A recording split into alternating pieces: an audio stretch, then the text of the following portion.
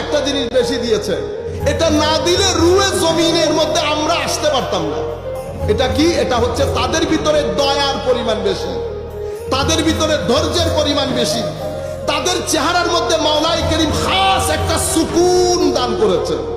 আল্লাহ নিজেই বলছেন, ওয়ামিন আয়াতি আন খালাকালাকুম মিন আনফুসিকুম আজওয়াজাল লিতাসকুনু ইলাইহা, লিতাসকুনু ইলাইহা। ঘরের মধ্যে ঢুকবে, তুমি ঘরের মাহল দেখে, তাকে দেখে তোমার ভিতরে একটা স্থিরতা তৈরি হয়ে যাবে। বুঝতে পেরেছেন? আপনারা সবসময় নেগেটিভ কথা শুনতে শুনতে, নেগেটিভ কথা এগুলা বাসায় গিয়ে চিন্তা করবেন।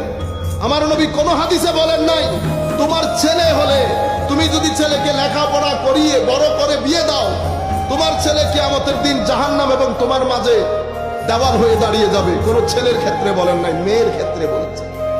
আমার নবী বলেছেন, তোমার যদি এক কন্যা সন্তান, দুই কন্যা সন্তান, তিন কন্যা সন্তান, তিনটা রেওয়ায়েতের মধ্যে তিন ধরনের এসেছে, একজন, দুইজন, তিনজন, তিনটা কন্যা সন্তান হয়েছে, তুমি ভার করো নাই, লেখাপড়া শিখিয়েছো, কাপড় চুপড় পরিয়েছো, খাওয়াইছো, বিয়ে দিয়েছো, এই মেয়েগুলা কিয়ামতের ময়দানে জাহান্নাম এবং মা বাবার মাঝখানে দেওয়াল হয়ে দাঁড়িয়ে যাবে।